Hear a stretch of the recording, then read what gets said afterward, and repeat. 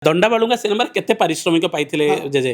ପାରିଶ୍ରମ ସେତେବେଳେ ମିଳିଥିଲା, ଯେତିକି ପାଇବା କଥା ଭାବି ନଥିଲେ ତାଠୁ ଅଧିକା ମୋତେ ସେ ଦେଇଥିଲେ। କେତେ ଟଙ୍କା ପାଇଥିଲ? ବେଶୀ ନା, ବେଶୀ ପାଇନି। ସେତେବେଳେ ମୁଁ ପ୍ରଥମେ ପାଇଥିଲି ସତ କଥାକୁ, ସେତେବେଳେ 83 ମସିହାରେ ମୋତେ ସେ ଦେଇଥିଲେ 1,500 ଟଙ୍କା। ସେତେବେଳେ 1,500 2,000 ଟଙ୍କା ଦେଇଥିଲେ। ମାନେ ସେତେବେଳେ 1,500 2,000 ମାନେ ଆଜି 2 ଲକ୍ଷ ପାଖାପାଖି ସମାନ। ନାଇଁ ଏତେ ହେବନି, ତଥାପି 30 40 50 ହଜାର ଟଙ୍କା ଭଳିଆ ହେବ। 1,500 ଦେଇଥିଲେ ମୋତେ। ମୁଁ ଆର୍ଟିଷ୍ଟ, ପଇସା ମାଗିବୁ ଯଦି ବିଦା କରିଦେବେ କାଳେ ସବୁଆଡ଼େ। କିନ୍ତୁ ମୁଁ ପଇସା ମାଗି ନାହିଁ। ବିଶ୍ୱାସ କରିବେନି, ବସନ୍ତ ନାୟକ ଗୋଟେ ପ୍ରଡ୍ୟୁସର, ସୁଟିଂ ସରିଗଲା, ସେ କଥା ହେଲେ ଆରେ ଅରବିନ୍ଦ ତୁ ପଇସା ନେବୁନି, ପଇସା ନେଇଛୁ? ମୁଁ କହିଲି ମୁଁ ଆଉ କିଛି କହିଲିନି, ଚୁପଚାପ ହେଇ ଠିଆ ହେଲି। ସେ ଜାଣି ତାଙ୍କ ଘରେ ରହୁଥିଲୁ ଆମେ ସୁଟିଂ ବେଳେ, ମୁଁ ତମାନେ ସବୁ ସେଇଠି ରହୁଥିଲୁ।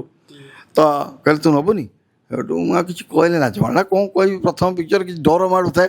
ତ ସେଇଠୁ ମୋତେ କହିଲେ ସେଇଠୁ ଦେଲେ, ମୋତେ ଦେଲେ, ସେଇ ଟଙ୍କା ଦେଇଥିଲେ। କେତେ ଖୁସି ଲାଗିଥିଲା?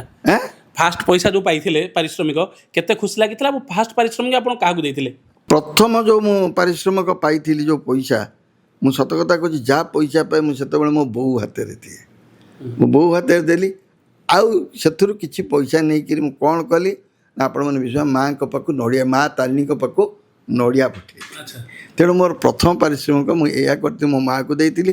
ଆଉ ମା ଜଗତର ମା ପାଖକୁ ନଡ଼ିଆଟିଏ ପଠେଇଥିଲି। ସତରେ ମୁଁ ତାକୁ ବହୁତ ବିଶ୍ୱାସ କରେ, ଜଗତ ଜନନୀ ମା ତାରିଣୀକି ବହୁତ ବିଶ୍ୱାସ କରେ। ନିଶ୍ଚିତ ଭାବେ ମା ତାରିଣୀଙ୍କ ଆଶୀର୍ବାଦ ଆପଣଙ୍କ ଉପରେ ଅଛି। ଜେଜେ ଆପଣଙ୍କର ବଢ଼ିଆ ଲୁକ୍, ହାଇଟ୍ ମଧ୍ୟ ଅଛି, ଦେଖିବା ପାଇଁ ସୁନ୍ଦର, ଗୋରା ବର୍ଣ୍ଣ। ଆପଣ ଚାହିଁଥିଲେ ତ ସିନେମା ଲାଇନ୍ରେ ହିରୋ ହୋଇପାରିଥାନ୍ତେ। ସେତେବେଳେ ହିରୋର ଅଭାବ ଥିଲା। ଉତ୍ତମ ମହାନ୍ତି ଥିଲେ, ବିଜୟ ମହାନ୍ତି ଥିଲେ, ଶ୍ରୀରାମ ପଣ୍ଡା ଥିଲେ। ଆପଣ ବି ଚାହିଁଥିଲେ ସେ ପିଢ଼ିର ହିରୋ ହୋଇପାରିଥାନ୍ତେ। ହିରୋ ନ ହୋଇ କମେଡ଼ି ଚରିତ୍ରକୁ ବାଛିବା, ଲୋକଙ୍କୁ ହସେଇବା କାହିଁକି ଇଚ୍ଛା ପ୍ରକଟ କଲେ? ସେତେବେଳର ଚେହେରାଟା ମୋର ଆଜ୍ଞା ଦେଖିନାହାନ୍ତି। ସେତେବେଳେ ଟିନ୍ ଟିନ୍ ଟିନ୍ ଟିନ୍ ଯେଉଁ ମାନେ ଯେଉଁ ଆମର କାଉଁରିଆ କାଠି ଭଳିଆ ଥିଲି। ତ ହିରୋ ହେବାକୁ ଟିକେ ଚେହେରା ବି ଦରକାର। ଅତି ଟିନ୍ ଟିଣିଆ ହେଇକି ଥିଲି। ତ ସେତେବେଳେ କମେଡ଼ିରେ ପଶିଗଲି। କମେଡ଼ି କରୁଥିଲି ସତ, କିନ୍ତୁ ସଙ୍ଗୀତ ନାଟକ ଏକାଡେମୀ ତରଫରୁ 1984ରେ ମୋତେ ମିଳିଥିଲା ଶ୍ରେଷ୍ଠ ଚରିତ୍ର ଅଭିନେତା।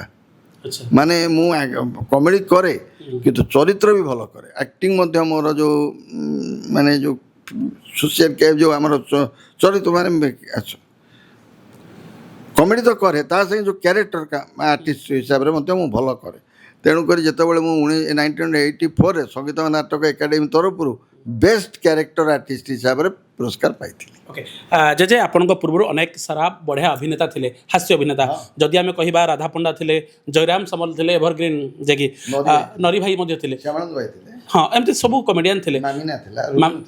ଆପଣ କାହା କମେଡ଼ି ଦେଖି ଭାବିଲେ ହଁ ମୁଁ ବି ଗୋଟେ କମେଡ଼ିଆନ୍ ହେବି, କି ଆପଣଙ୍କର ଆଦର୍ଶ କାହା କମେଡ଼ି ଆପଣଙ୍କୁ ଭଲ ଲାଗେ? ଏବଂ ଆପଣ ସିନେମା ଲାଇନ୍ ପାଇଁ ଆସିବା ପୂର୍ବରୁ କାହା କମେଡ଼ି ଦେଖିବା ପାଇଁ ଆପଣ ସିନେମା ହଲ୍କୁ ଯାଆନ୍ତି? ସେତେବେଳେ ମୁଁ ଯେତେବେଳେ ଛୋଟ ହେଇଥିଲି, ସାଗର ଦାସ ବୋଲି ଜଣେ କମେଡ଼ି କରୁଥିଲେ। ସାଗର ଦାସ, ଉଡ଼ି ଉଡ଼ି ଉଡ଼ି ଉଡ଼ି ଯାରେ ଉଡ଼ି ଏ ମୋର ଗୁଡ଼ି ଖାନା ଖାନା ତୁ କାନି ଏ ମୋର ଲଚକମାଣି ସେ ଯେଉଁ ଗୀତଟି ବୋଲୁଥିଲେ, ସତରେ ତାଙ୍କର ଯେଉଁ କ୍ୟାରେକ୍ଟର ସେ କରୁଥିଲେ, ମୋତେ ଭାରି ନ୍ୟାଚୁରାଲ୍ ଆକ୍ଟିଂ ସେଥିରେ ସେ କରୁଥିଲେ। ତା ଛଡ଼ା ଶ୍ୟାମଳନ୍ଦୁ ଭାଇ ହୁଅନ୍ତୁ, ନରି ଭାଇ ହୁଅନ୍ତୁ, କି ଆମର ଜୟ ଭାଇ ହୁଅନ୍ତୁ। ଜୟ ଭାଇ ତ ସେତେବେଳକୁ ଭଲ ନାଁ କରି, ସେତେବେଳେ ବେଶୀ ନାଁ କରିଥିଲେ ଆମର କହିବାକୁ ଗଲେ ଶ୍ୟାମଳନ୍ଦୁ ଭାଇ ଆଉ ନରି ଭାଇ। ତାପରେ ଜୟ ଭାଇ ତାପରେ ଆସିଲେ ଯେତେବେଳେ, ଜୟ ଭାଇ ତ ହିରୋ ଆଉ କ'ଣ।